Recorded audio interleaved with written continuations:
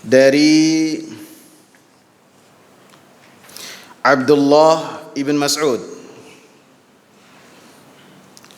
bahwasanya Abdullah ibn Mas'ud radhiyallahu anhu bertanya kepada Rasulullah sallallahu alaihi wasallam, ayyul a'mali ahabbu ila Allah azza wa jalla, amalan apa yang paling dicintai oleh Allah subhanahu wa ta'ala.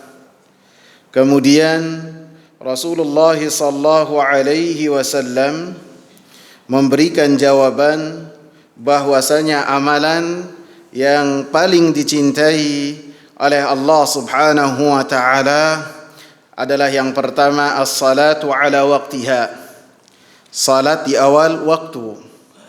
Kemudian beliau bertanya lagi, amalan apa lagi? Kemudian Rasul menjawab, berbakti kepada kedua orang tua. Kemudian beliau bertanya lagi, Abdullah bertanya lagi, apa lagi? Maka beliau mengatakan al-jihad fi sabilillah, berjihad di jalan Allah subhanahu wa ta'ala. Pertanyaan dari sahabat ridwanullahi alaihim yang berkaitan dengan amalan apa yang paling dicintai oleh Allah subhanahu wa ta'ala yang mereka tujukan kepada Rasulullah sallallahu alaihi wasallam sangatlah banyak sekali. Dan jawaban Rasulullah sallallahu alaihi wasallam berbeda-beda, tidak dengan satu jawaban. Terkadang Rasulullah sallallahu alaihi wasallam mendahulukan salat seperti dalam hadis Abdullah ibn Mas'ud. Terkadang juga dalam hadis lain Rasulullah sallallahu alaihi wasallam ketika ditanya dengan pertanyaan yang sama, beliau menjawabnya yang pertama adalah iman kepada Allah, kemudian jihad, kemudian haji mabrur. Dalam hadis Abi Dzar Al-Ghifari ketika ditanya dengan pertanyaan yang sama, Rasulullah menjawab amalan yang paling afdal adalah iman dan jihad. Dalam hadis Abdullah ibn Umar radhiyallahu anhuma ketika ditanyakan kepada Rasulullah sallallahu alaihi wasallam dengan pertanyaan yang serupa, maka Rasulullah sallallahu alaihi wasallam menjawab, tut'imut ta'ama wa taqra'us salama ala man 'arafta wa man lam ta'rif. Engkau memberikan makan, engkau menebar salam, mengucapkan salam kepada siapa? Satu kajian saja? Kepada satu ustadz saja? Kepada yang satu masjid saja? Tidak. Menebar salam kepada siapa? Kepada yang kita kenal dan yang tidak kita kenal. Dalam hadis Abi Musa Al-Asy'ari dan Abdullah ibn Amr ketika ditanyakan kepada Rasulullah dengan pertanyaan yang sama, maka jawaban Rasulullah sallallahu alaihi wasallam, man salimal muslimuna min lisanihi wa yadihi, yakni yaitu orang yang terbaik adalah yang orang-orang muslimin mereka selamat dari lisannya dan dari tangannya, dari kezaliman lisannya, dari kezaliman tangannya. Dalam hadis Utsman bin Affan radhiyallahu anhu ketika ditanya dengan pertanyaan yang demikian, Rasulullah menjawab, khairukum man ta'allamal Qur'ana wa 'allamah, bahwasanya orang yang paling baik adalah mereka-mereka yang mengajarkan Al-Qur'an dan belajar Al-Qur'an. Maka jawaban-jawaban yang banyak dari Rasulullah sallallahu alaihi wasallam, Rasulullah berikan jawaban tergantung dari penanyanya, yang berkesesuaian dengan penanyanya. Apabila penanyanya mudah marah, yang sangat emosional sekali, tidak bisa menahan marah, ketika ditanya, dia bertanya kepada Rasulullah, ya Rasulullah, apakah kebaikan? Berikan kepada saya wasiat. Maka Rasulullah memberikan jawaban apa? Jangan marah. Nanti ada orang yang dia itu bisa jadi kurang bagus dalam menuntut ilmu, dia memiliki kekuatan fisik yang bagus. Maka Rasulullah sallallahu alaihi wasallam ketika ditanya dengan pertanyaan demikian, Rasulullah menyebutkan supaya dia berjihad di jalan Allah Subhanahu wa taala. Alhasil, jawaban yang Rasulullah sallallahu alaihi wasallam berikan tergantung dari keadaan penanya dan bagaimana keadaan pada saat itu, sehingga apa yang disebutkan oleh Rasulullah sallallahu alaihi wasallam berkesesuaian dengan maslahat, dengan waktu, dengan keadaan, dan dengan penanya yang dia bertanya langsung kepada Rasulullah sallallahu alaihi wasallam. Kemudian dalam hadis ke-48 kita fokus ke as-salatu ala waqtiha. Amalan yang paling dicintai oleh Rasulullah sallallahu alaihi wasallam adalah salat di awal waktu. Artinya bahwasanya amalan yang paling dicintai oleh Allah Subhanahu wa taala ketika seseorang menunaikan salat di awal waktu. Dan Allah Subhanahu wa taala sebutkan dalam banyak ayat yang berkaitan dengan hal ini. Hafidhu ala salawat. Allah Subhanahu wa taala menyebutkan, jagalah kalian salat 5 waktu. Wassalatil wusta, dan jagalah salat wusta, salat asar. Termasuk bentuk penjagaan ketika seseorang menunaikannya di awal waktu. Lebih-lebih Allah Subhanahu wa taala sebutkan tentang orang-orang yang mendapatkan cahaya dari Allah Subhanahu wa taala, mereka adalah orang-orang yang memakmurkan masjid. Dalam surat An-Nur ayat 36 dan 37 Allah Subhanahu wa taala sebutkan orang-orang yang mereka memakmurkan masjid dan mereka mendapatkan cahaya dari Allah Subhanahu wa taala. Karena masjid adalah tempat cahaya. Di dalamnya ditegakkan salat, dan salat adalah cahaya untuk kehidupan seseorang, cahaya untuk wajah seseorang, dan cahaya untuk kegelapan di liang lahat seseorang ketika setiap masing-masing kita dimasukkan ke dalam liang lahat. Rasulullah katakan as-salatu nur. Salat itu adalah cahaya. Allah Subhanahu wa taala sebutkan rijalun la tulhihim tijaratun wala bai'un an dzikrillahi wa iqamis salati wa ita'iz zakah. Orang-orang yang mereka senantiasa bertasbih di masjid di waktu pagi, di waktu petang, di waktu salat fajar, di waktu setelah salat asar, maka mereka adalah para lelaki-lelaki yang mereka tidak terlalaikan dengan perniagaan mereka, dengan jual beli mereka. Dari apa? Dari berzikir kepada Allah Subhanahu wa taala, dari menegakkan salat.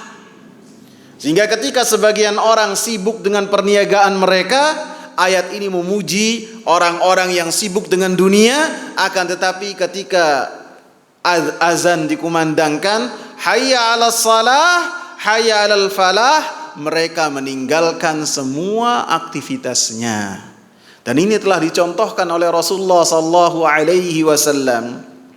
Rasulullah sallallahu alaihi wasallam disebutkan oleh Aisyah radhiyallahu anha, apabila di rumah maka kana fi mihnati ahlihi. Beliau senantiasa berada dalam pekerjaan keluarganya. Tidak sibuk dengan perkara luar, akan tapi dengan apa yang ada di dalam rumahnya. Apa yang dibincangkan beliau dengar, akan tetapi setelah azan dikumandangkan, maka beliau tidak kenal siapapun juga. Dalam surat Al-Ma'un ayat yang keempat dan kelima. Ayat yang pertama Allah Subhanahu wa taala sebutkan, ara'aital ladzi yukadzibu biddin. Apakah kamu mengetahui orang-orang yang mendustakan agama, orang-orang yang mendustakan hari hari pembalasan. Ad-din di sini lebih khusus yang berkaitan dengan hari pembalasan. Karena seseorang ketika mendekatkan diri kepada Allah Subhanahu wa taala, motivasi yang paling besar ketika diingatkan dengan hari akhir. Hanya orang-orang yang meyakini akan diberi balasan oleh Allah Subhanahu wa taala ketika beribadah hanya mengharapkan balasan apa yang ada sisi Allah Subhanahu wa taala. Disebutkan ayat yang kedua, fadzalikal ladzi yad'ul yatim, yaitu mereka yang menghardik anak yatim. Kita terkadang kalau melihat anak, kita hormati anak tersebut, kita sayang anak tersebut karena apa? Karena lihat bapaknya. Bapaknya siapa? Maka kita sapa. Maka Rasulullah katakan orang yang dia tidak yakin dengan hari kiamat dan hari akhir, mereka yang tidak yang dia itu menghardik anak yatim. Boro-boro dia itu memberikan makan, boro-boro dia menanggung, yang dikatakan oleh Rasulullah, ana wa kafilul yatimi kahataini yaumal qiyamah. Saya dengan orang yang menanggung anak yatim seperti ini pada hari kiamat. Akan tapi malah dia menghardiknya, malah dia membentaknya, karena dia yakin kalau dibentak dia tidak punya ayah. Ayahnya tidak akan datang kepada dia dan memarahi apa yang dia lakukan. Jadi orang yang berbuat baik kepada anak yatim, mereka adalah orang-orang yang ikhlas, yang mengharapkan apa yang ada sisi Allah. Disebutkan oleh Al-Imam Muhammad bin Amin Asy-Syinkiti rahimahullah, di dalam ayat ini Allah Subhanahu wa taala kaitkan yang berkaitan dengan akidah, yang berkaitan dengan orang yang beriman dengan hari pembalasan pada hari akhir kelak, dikaitkannya dengan masalah-masalah sosial. Bagaimana dia bermuamalah dengan orang lain. Wala yahuddu ala ta'amil miskin. Masalah sosial yang kedua, pelit. Saking pelitnya, jangankan dia mengasihi orang miskin makanan, untuk memberikan anjuran kepada orang-orang kaya supaya mereka berbagi dengan orang-orang miskin saja tidak mau. Maka bentuk termasuk orang-orang yang mendustakan hari kiamat. Baru yang ketiga yang berkaitan dengan ibadah mahdhah antara seseorang dengan Allah. Fawailul lil musallin. Maka celakalah buat orang-orang yang salat. Maka wail buat orang-orang yang salat. Wail di sini disebutkan perkataan yang disebutkan dan dikatakan bagi orang-orang yang terkena baginya kebinasaan dan kehancuran. Dia mendapatkan wail. Disebutkan oleh Imam Dzahabi rahimahullah bahwasanya wail adalah wadin fi nari jahannam, satu lembah di api neraka jahannam. Apabila dimasukkan ke dalamnya gunung-gunung dunia, maka gunung-gunung tersebut akan meleleh. Allahu Akbar. Antum bayangkan bahwasanya orang yang sholat saja diancam oleh Allah Subhanahu wa taala dengan api neraka. Gimana dengan orang yang tidak sholat sama sekali? Sebagaimana orang yang mereka mengambil air wudhu untuk menunaikan sholat, diancam oleh Allah melalui lisan Rasulnya dengan wail, dengan kecelakaan, dengan wail yang seperti dikatakan oleh Imam Dzahabi, lembah di api neraka jahannam. Maka bagaimana orang yang mukanya dan wajahnya dan anggota badannya tidak terkena wudu sama sekali. Alladzina hum an salatihim sahun. Orang-orang yang mereka dengan salatnya mereka mendapatkan kecelakaan, yang mereka dari salat mereka itu sahun. Mereka mereka lalai. Lalai di sini para ulama rahimahumullah ketika membaca ayat ini, mungkin ayat ini, surat ini termasuk surat yang sering kita baca, akan tetapi kita kurang mentadabburinya. Ataupun para ulama rahimahumullah ketika mereka membacanya, tingkat ilmu mereka menjadikan mereka bersyukur kepada Allah Subhanahu wa taala ketika membaca penjelasan orang-orang yang mendapatkan kecelakaan dan wail dalam salat-salat mereka. Para ulama mengatakan segala puji milik Allah yang tidak menjadikan annya itu dengan fi. Kalau dikatakan fi alladzina hum fi salatihim sahun, maka tidak ada yang selamat. Tidak ada yang selamat, semuanya binasa. Allahu Akbar, ingat dagangan. Ini kalau fi salatihim sahun. Allahu Akbar, ingat tadi kita ketemu sama siapa? Kok perasaan tadi ketemu sama si fulan kok enggak nyapa, biasanya nyapa? Pernah enggak kayak gitu, ikhwan? Dan inilah ahadiyah Islam. Tidak ada yang selamat. Bahkan Rasul sallallahu alaihi wasallam ketika salat Allahu Akbar, ingat beliau punya emas, punya dinar, yang dinarnya beliau belum disedekahkan. Sehingga setelah Assalamualaikum, Rasulullah tidak zikir. Langsung beliau pergi ke rumahnya, diambil dinarnya, langsung disedekahkan. Artinya apa? Tidak ada yang selamat. Allahu Akbar, ingat perkara-perkara dunia. Bahkan terkadang kita nyari kunci 4 jam, 3 jam, 2 jam, begitu sholat berjamaah Allahu Akbar langsung ingat. Nah, akan tapi yang dimaksud dengan an salatihim sahun, bahkan disebutkan Umar bin Khattab dalam sholatnya beliau menyusun strategi bagaimana dalam menghadapi peperangan. Jadi dalam sholatnya pun beliau masih memikirkan ibadah yang lain, yaitu jihad fi sabilillah. Sehingga para ulama mengatakan apa yang ada di dalam hati, apa yang ada dalam kepala ketika sholat, ketika tidak melalaikan dari inti sholat, maka itu tidak mengapa. Ketika seorang tidak terseret terus dalam pikiran-pikiran yang ada di kepalanya, dan dia apabila yang berkaitan dengan hal-hal yang tidak bermanfaat dia putuskan, dan kemudian dia kembali ke dalam sholatnya, kecuali yang berkaitan dengan ibadah yang lain seperti yang dicontohkan oleh Rasulullah dan Umar bin Khattab.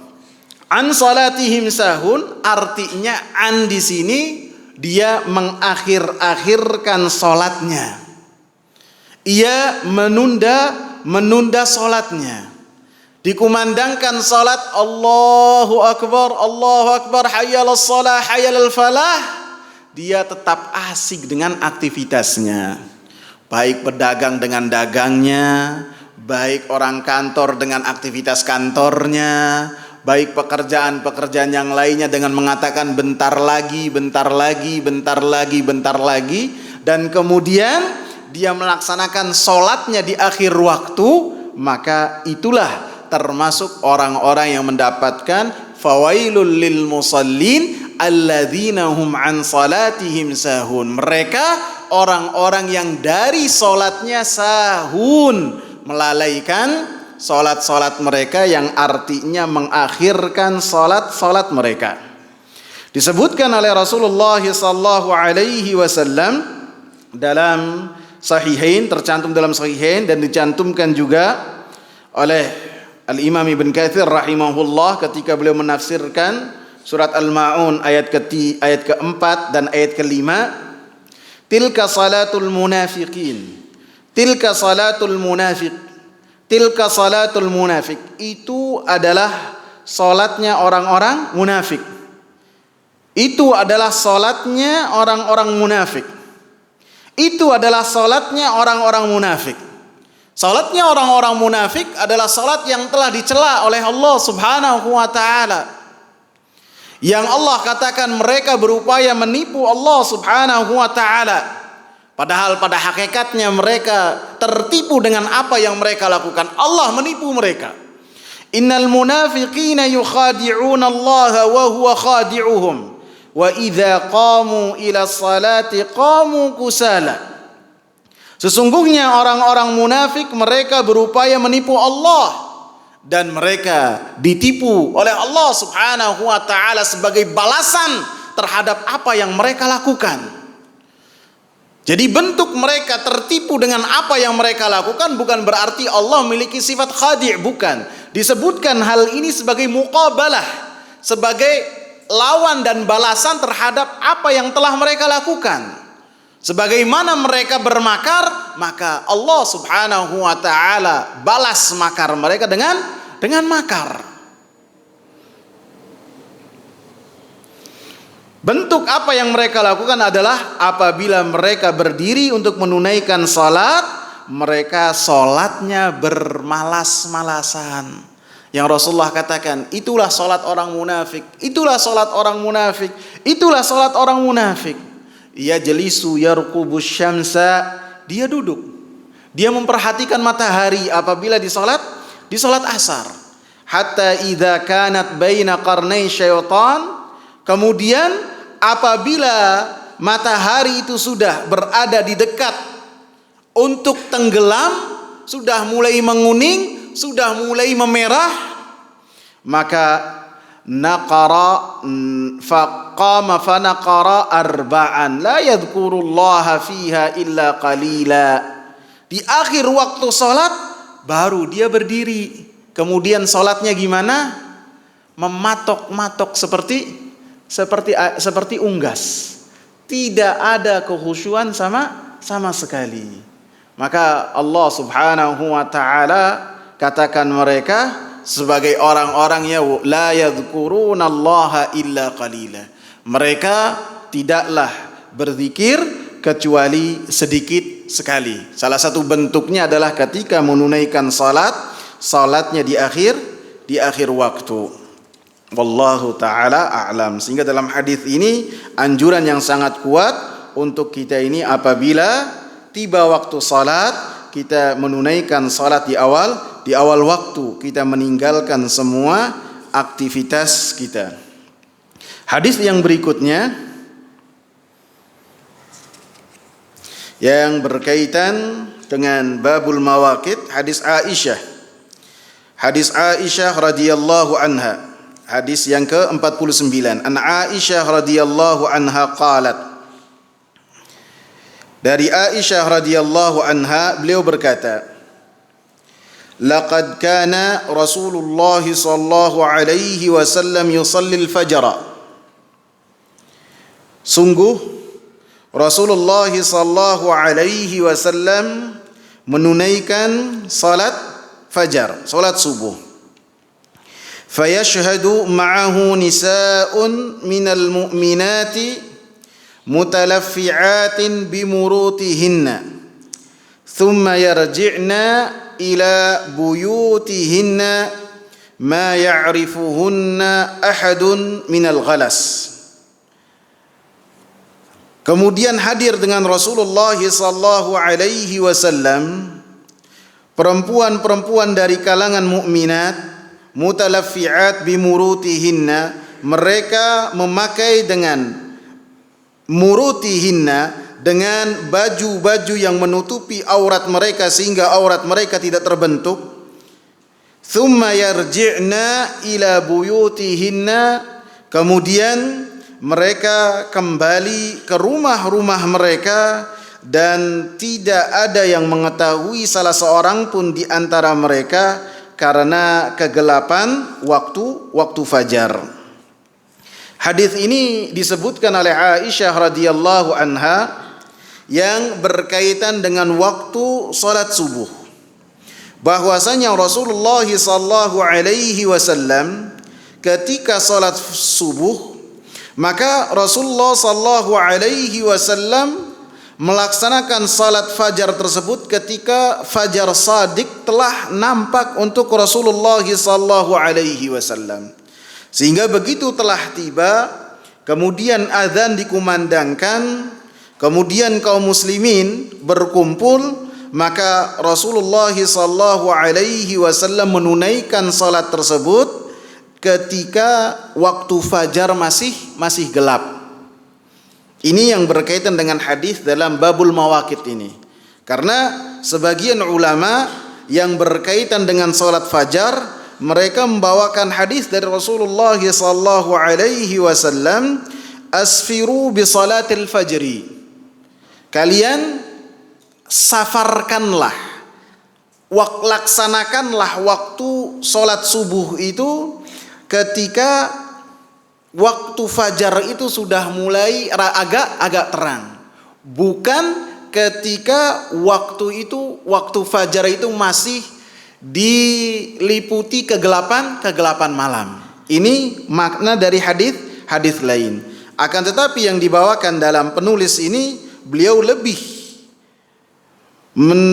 merajihkan bahwasanya waktu fajar yang paling baik adalah ketika melaksanakannya di awal waktu, sehingga ketika Rasulullah sallallahu alaihi wasallam menunaikan salat fajar dengan bacaan yang panjang, karena bacaan yang Rasulullah sallallahu alaihi wasallam bacakan dalam salat fajar itu minimal 60 ayat sampai 100 ayat, sehingga bacaannya sangat panjang sekali.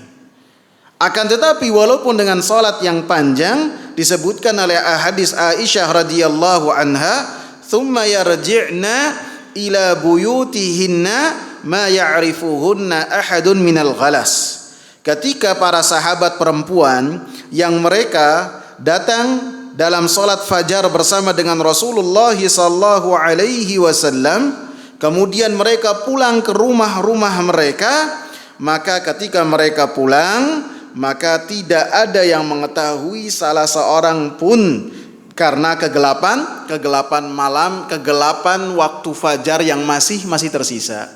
Disebutkan oleh Ummu Salamah radhiyallahu anha, bukan hanya karena kegelapan malam, akan tetapi disebutkan bahwasanya Rasulullah sallallahu alaihi wasallam apabila mendapati para sahabiat datang dalam salat fajar ataupun salat fardu yang lainnya, maka ketika Rasulullah sallallahu alaihi wasallam salam kemudian menghadap ke jamaah, ke para sahabat, maka Rasulullah sallallahu alaihi wasallam larang para sahabat untuk mereka meninggalkan tempat duduknya sampai Rasulullah memastikan bahwasanya sahabat-sahabat perempuan yang datang untuk menunaikan salat fardu mereka sudah berlalu terlebih dahulu.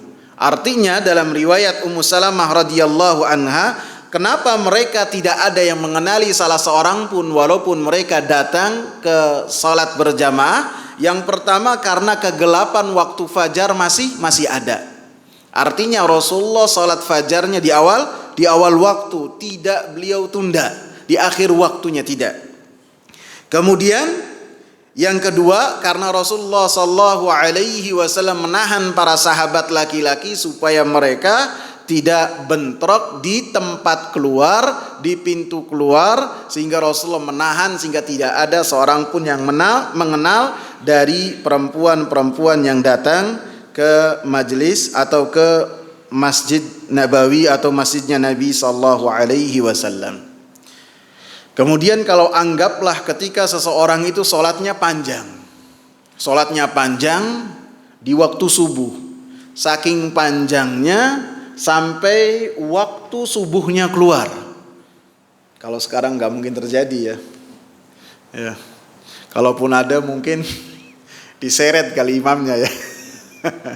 Pernah terjadi pada zaman Abu Bakar, dan imamnya itu Abu Bakar As-Siddiq radhiyallahu anhu.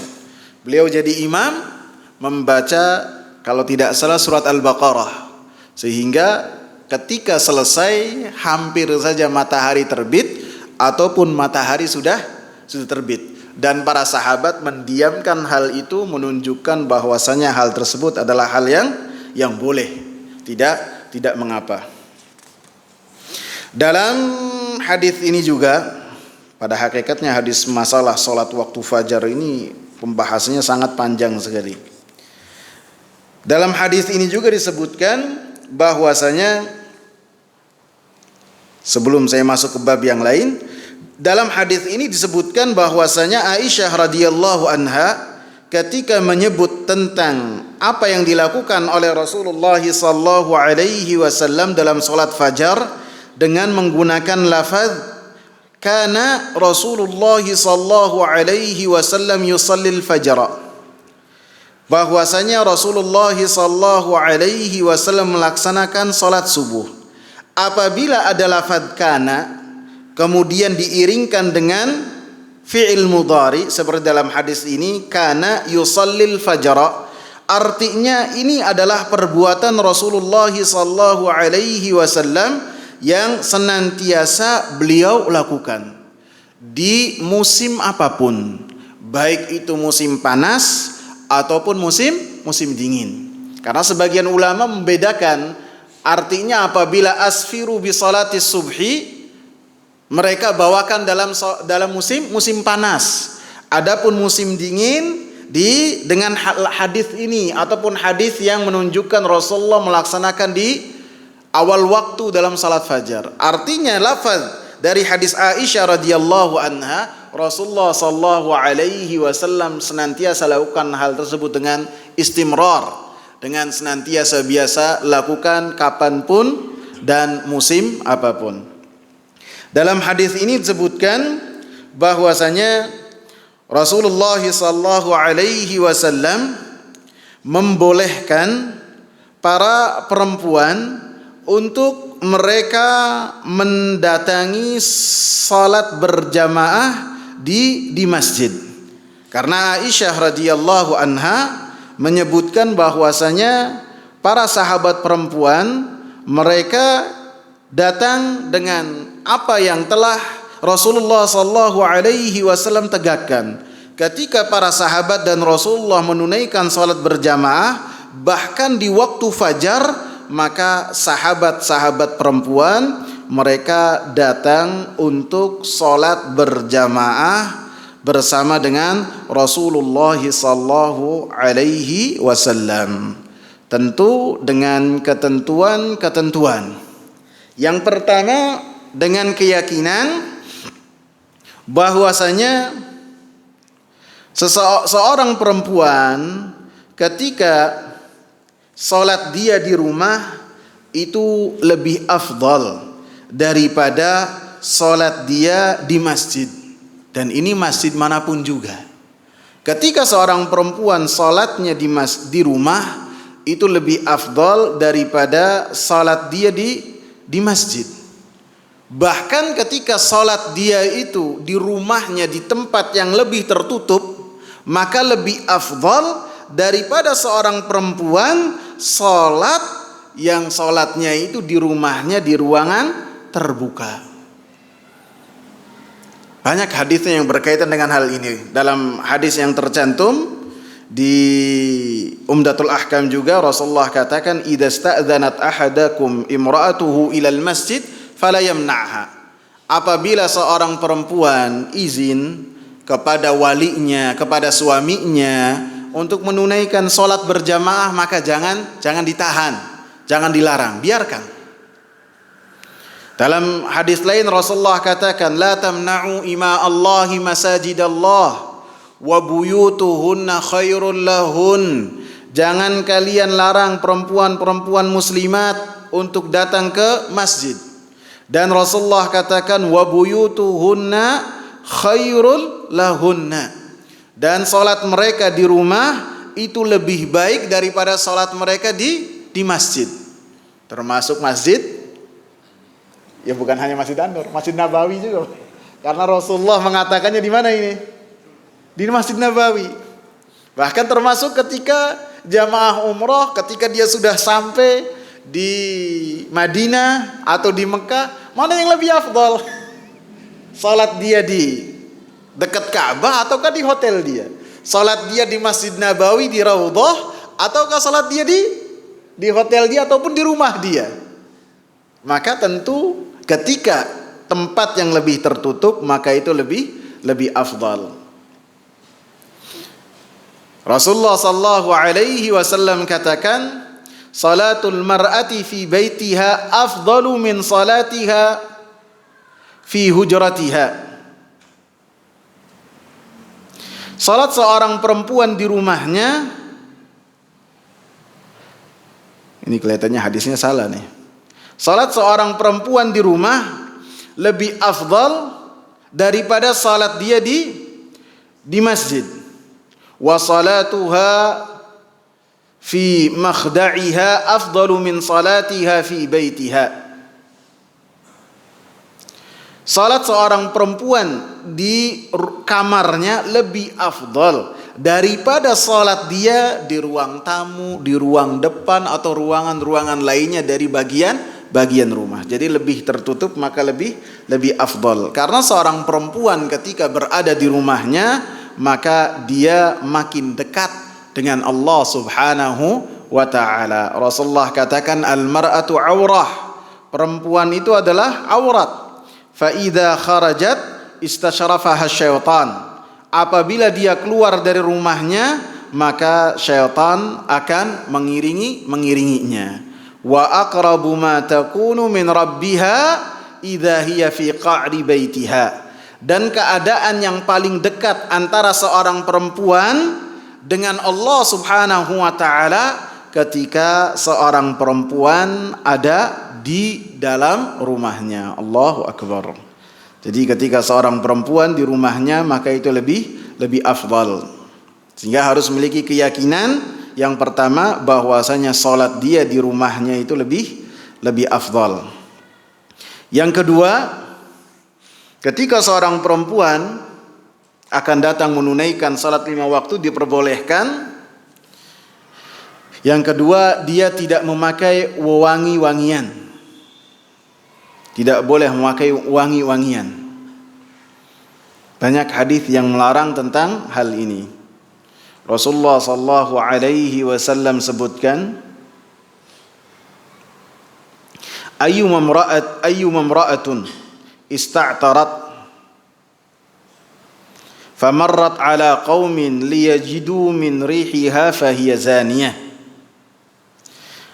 Perempuan siapa saja yang dia mengenakan wangi-wangian, kemudian dia melewati satu kaum supaya sengaja yang mereka lewati itu dari kalangan lelaki mencium wangi dari parfum yang ia kenakan, maka kata Rasulullah fahiya zaniyah, maka dia adalah seorang zaniyah. Dalam hadis lain Rasulullah sallallahu alaihi wasallam katakan, "Idza kharajat ihdakunna ila al-masjid fala taqrabanna tiba." Apabila seorang perempuan, salah seorang di antara kalian mau datang ke masjid, maka jangan sekali-kali menyentuh parfum. Tidak boleh menyentuh parfum, dan banyak hadis yang berkaitan dengan hal ini. Bahkan Rasulullah sallallahu alaihi wasallam sebutkan bahwasanya parfum yang dikenakan oleh seorang perempuan itu haruslah untuk suaminya dan mahramnya saja. Adapun untuk yang lainnya maka itu tidak boleh. Walaupun ketika datangnya ke masjid untuk majelis ilmu ataupun untuk salat berjamaah.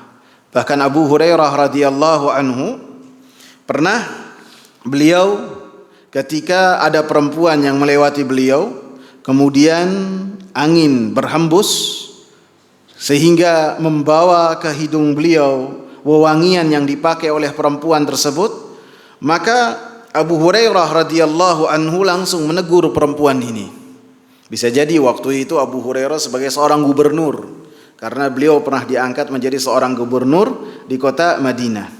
Beliau langsung mengatakan, ya amatal jabbar, al-masjida turidin, wahai seorang perempuan hamba Allah, apakah masjid yang kau tuju?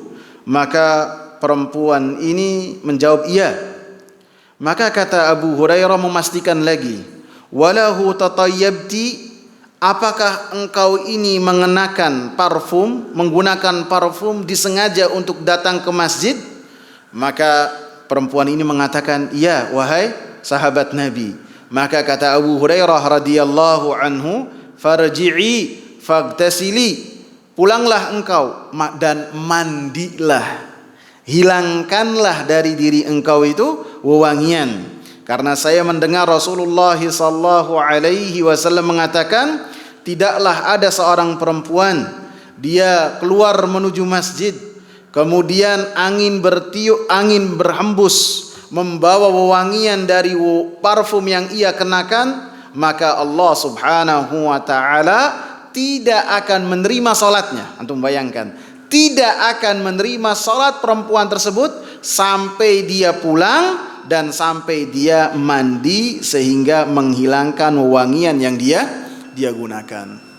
Bahkan Umar bin Khattab radhiyallahu anhu, sahabat besar yang Rasulullah sallallahu alaihi wasallam katakan muhaddats, senantiasa mendapatkan ilham dari Allah Subhanahu wa taala, dan banyak ayat yang berkesesuaian dengan pendapat Umar bin Khattab radhiyallahu anhu yang beliau utarakan pendapatnya kepada Rasulullah sallallahu alaihi wasallam.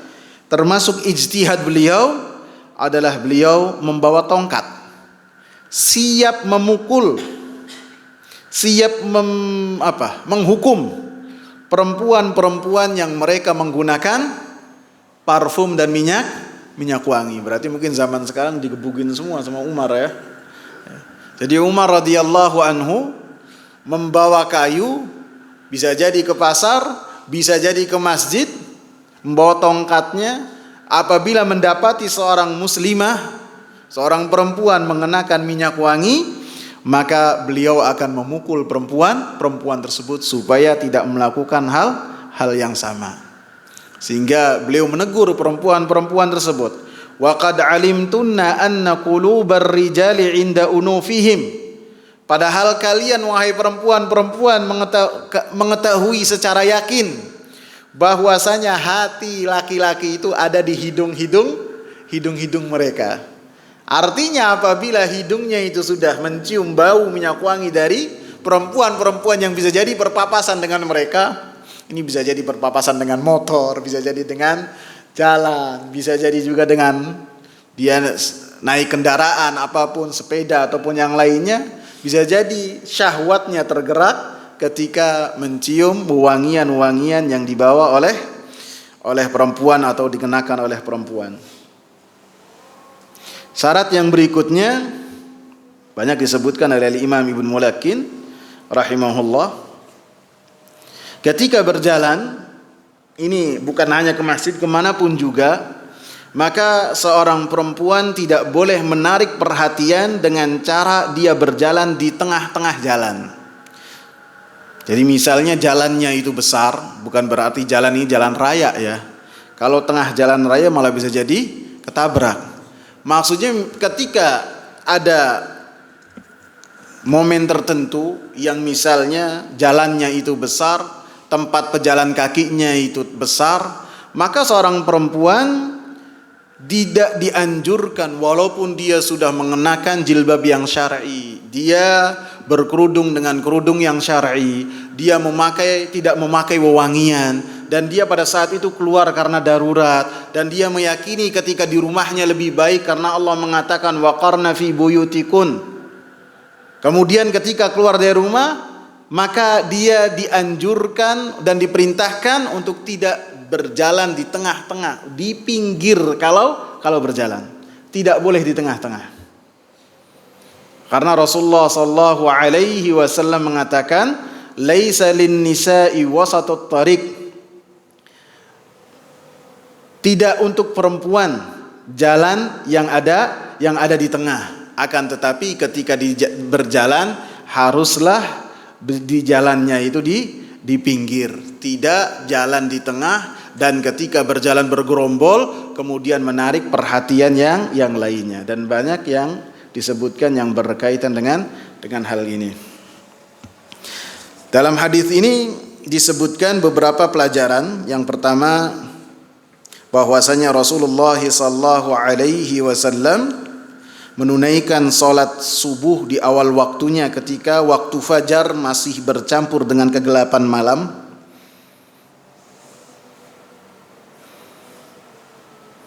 Yang kedua, dibolehkan buat seorang perempuan untuk menunaikan salat berjamaah, salat fardu berjamaah dengan ketentuan yang tadi kita jabarkan.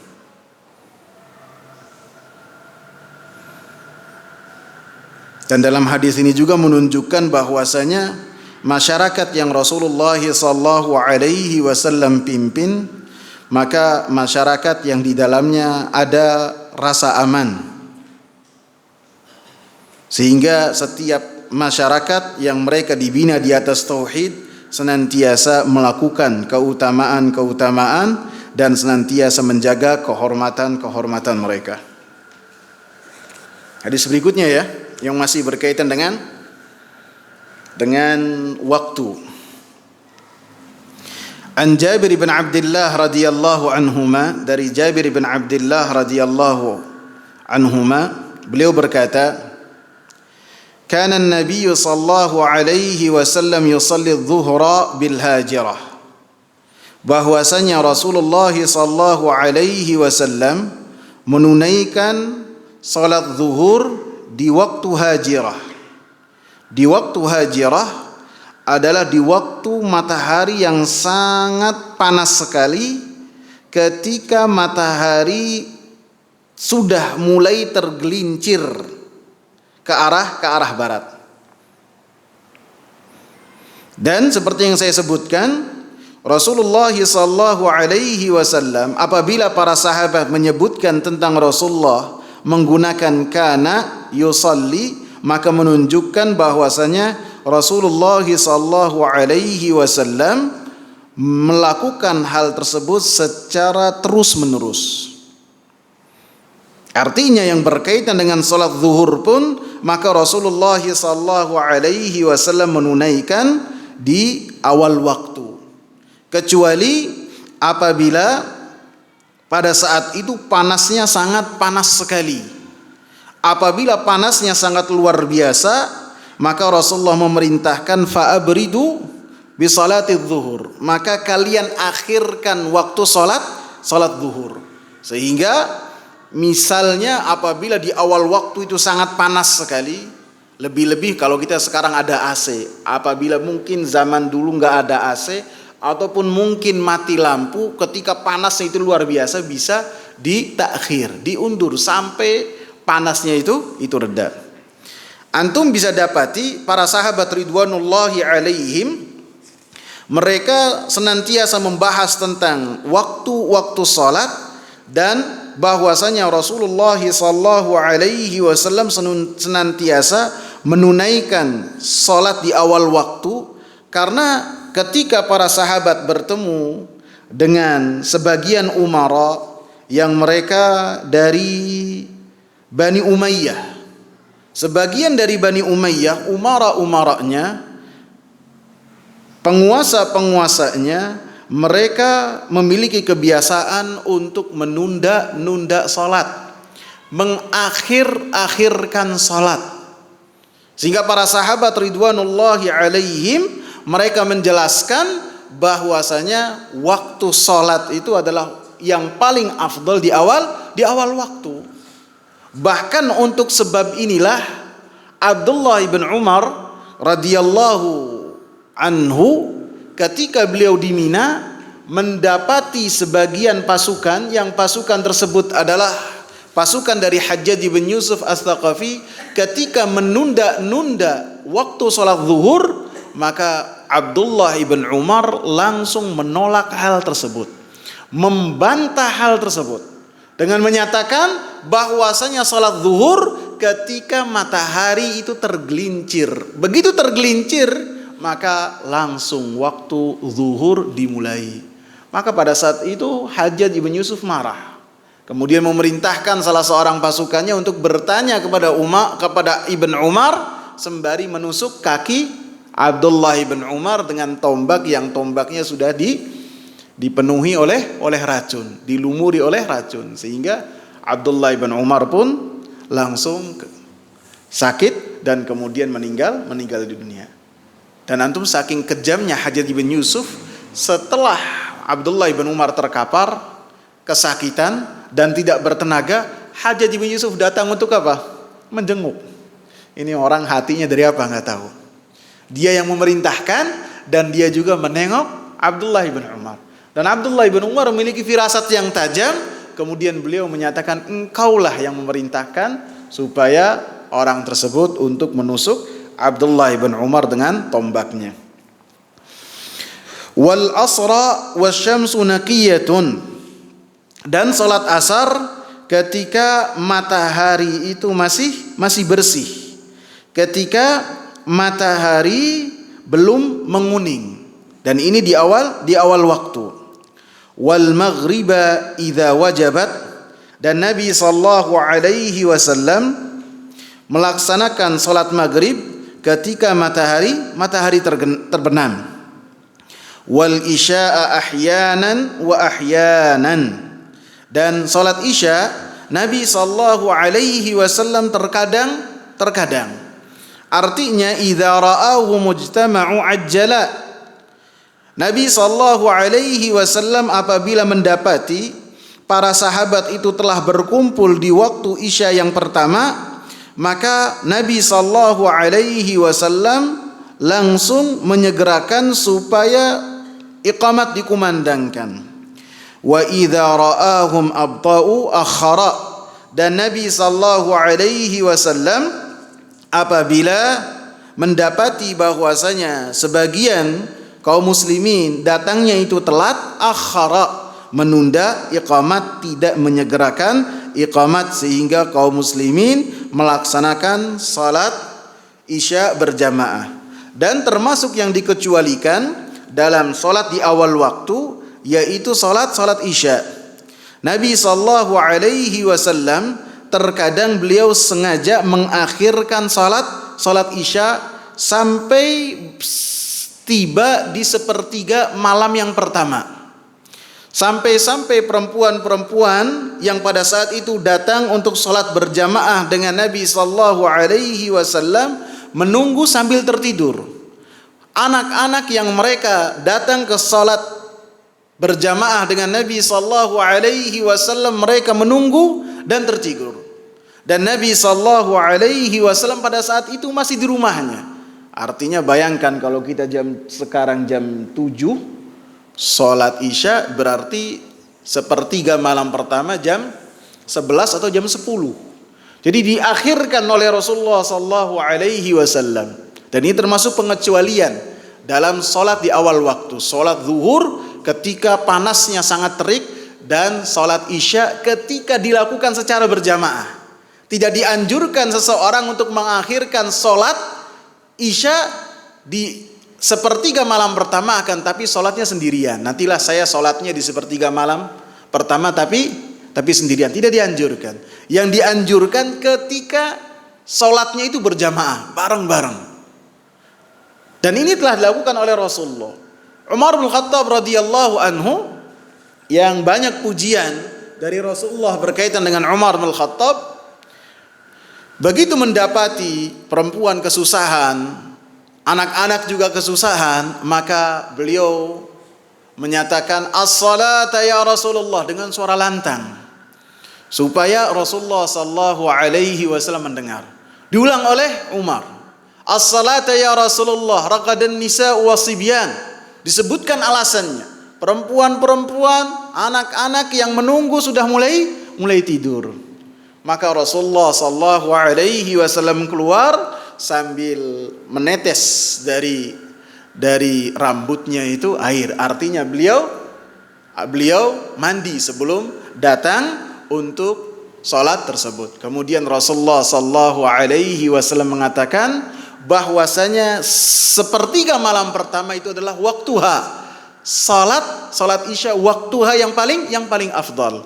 Walaula an asyqa ala ummati, kata Rasulullah, seandainya saya tidak takut untuk membebani umatku, la amartuha bihadhihi salati hadhihi sa'ah. Niscaya akan saya perintahkan umat saya untuk salat isya itu di waktu ini sepertiga malam pertama. Jadi kita salatnya di awal waktu saja, kadang-kadang kita masih merasakan apa yang dikatakan oleh Rasulullah sallallahu alaihi wasallam, athqalus salawati 'alal munafiqina salatul isya'i wa salatul fajri. Salat yang paling berat untuk orang-orang munafik itu salat Isya dan salat fajar paling berat. Paling berat. Itu di awal waktu terkadang merasa berat. Harus dipaksa supaya datang, harus dipaksa supaya berjamaah. Lebih-lebih apabila jamaahnya ini dilaksanakan jam 11 ataupun jam 12, maka tentu lebih berat lagi.